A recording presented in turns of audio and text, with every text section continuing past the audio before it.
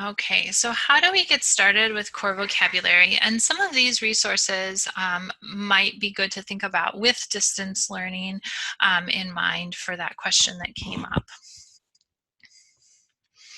So what we need to do, and this is really actually, I've simplified it a lot, but we need to pick a vocabulary or a language system.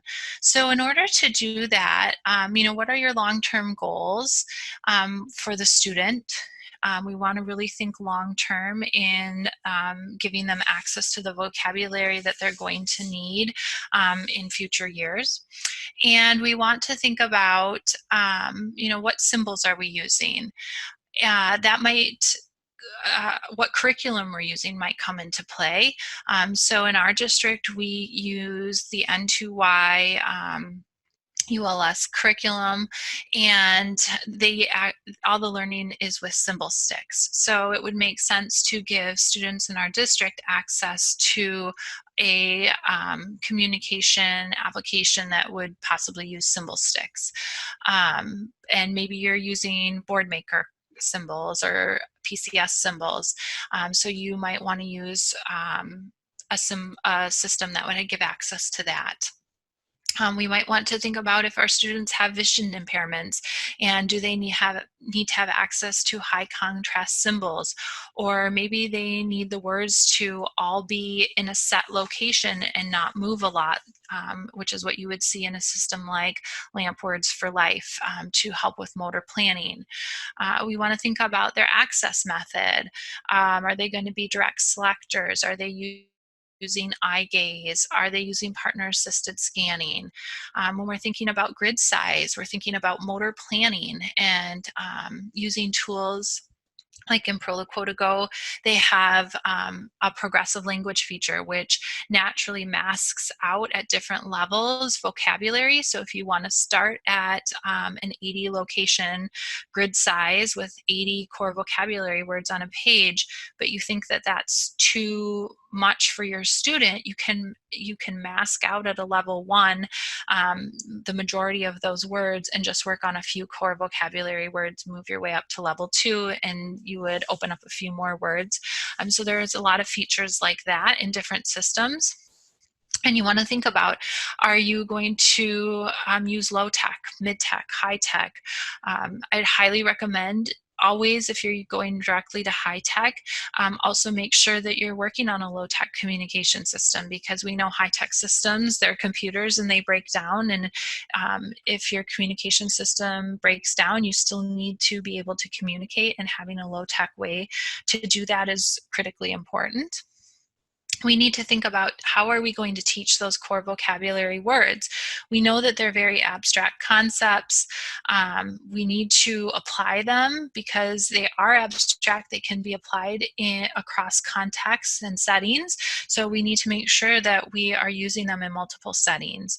We need to make sure we teach the word and the symbol because they're so abstract. And we need to teach the multiple functions of communication. We also know that having access to a personal core is really important. Those are the words that are specific to those students. So if I have a student that really likes to talk about Beyblades, I need to make sure that those words are in there to keep him motivated to communicate. So how do we decide what to teach? There are a lot of great resources, and talking about distance learning, these resources would be really helpful in picking out words, helping to coach parents to do some learning on their own. And there are a lot of different core word planners. Oops. Clicked too soon. Practical AAC is a wonderful site. Dr. Carol Zangari posts every day on social media, on Facebook, a new blog post, or sometimes she references old blog posts. And it spurs wonderful conversation, tons of good reading. And every single year they come up with their core word planners. So if I click here and take you to a year of core, there we go. You can see that they present the core vocabulary words using a bunch of different symbol sets. So if you are using word power, everything, all the resources for implementing the core vocabulary words for December would be there using their symbols. We've got board maker symbols, we have Pranky Romix, MinSpeaker Unity symbols. So you have access to all of that. You have suggestions for storybook reading. There's really nice calendars. And although I picked some years past, there are 2020 calendars out there. So this would be a great way for modeling and doing some distance learning with parents. Assistiveware has their core word classroom. It is free. Their communication displays are in a variety of languages. And it's important to remember that all of these core word planners are definitely not a curriculum, but you are working on teaching the language, the AAC language that your communicator is using, and they're really helping you to model those words.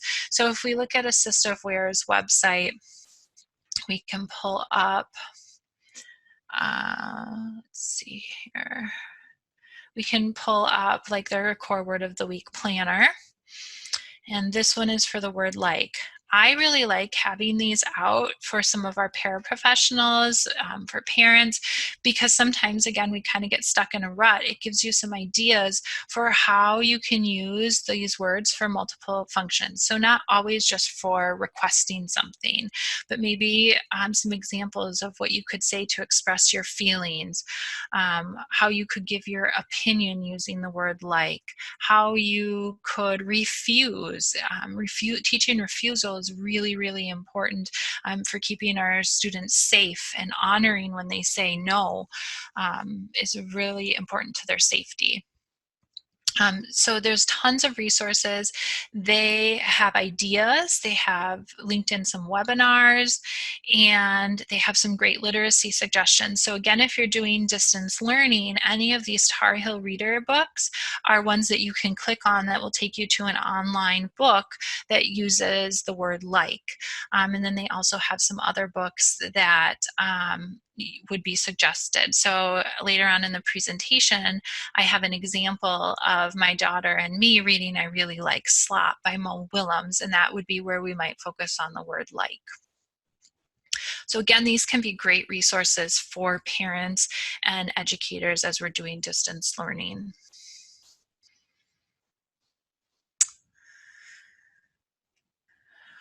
If you have access to BoardMaker Online, they do have a free 60-day trial. In the Green Bay Area Public Schools, we do use BoardMaker Online. All our SLPs have access to it, and we have really, really enjoyed their Core First Learning, and that would be included in the free 60-day trial that you could take a look at. It's very interactive, can be used on a touch screen. There are books and different activities, and it's just a phenomenal resource as well.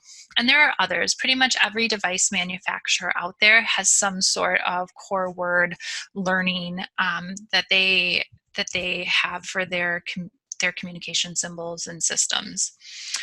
Again, when we're talking about the how, the way that we do it in Green Bay is we address core vocabulary within collaborative learning teams.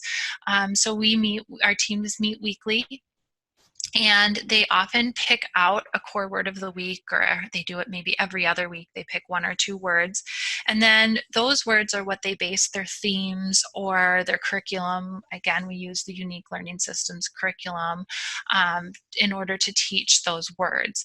And those collaborative learning teams are usually made up of the speech language pathologist, the teacher, the occupational therapist. It might be the teacher of the visually impaired. It could be one of our DHH teachers, pretty much anybody who is working with our students including our paraprofessionals, can be a part of these CLTs. And it really helps us to make sure that everybody is involved and everybody is modeling these words and on the same page when we're teaching them to students, because again, they're pretty abstract. And we really need to make sure that whatever we're teaching is motivating. Bruce Baker is the one that developed MinSpeak, which is a language system that takes into account icon sequencing. And is found on most PRC or Prinky-Romic devices. And he has this simple equation that motivation has to be greater than the physical effort, the cognitive effort, and the time required to communicate that message. If we have a student or our son or daughter pulls us over and takes us and shows us what they want, and we say to them, now say it on your talker, they're going to look at you like you're crazy, thinking, I just told you what I wanted. I just showed it to you. If we are requiring them to then say it on their communication system, what's going to happen is they're going to start to reject that system and push it away. So we really need to make sure that we are inspiring without requiring. That is kind of a fun way of thinking about it, where we are doing more of the modeling. And if they show us and take us to the fruit snacks, we can then just simply say, oh, I see, and point to I and C on the communication board. You want, and then find fruit snacks and show them. But they don't have to push it. We just need to show them where that language is so that they start to learn over time. And maybe if there's a time when they don't have access to being able to show you where those fruit snacks are, or take you over to the snack closet, then they can still tell you that they want that because you've shown them where that language is in their communication systems.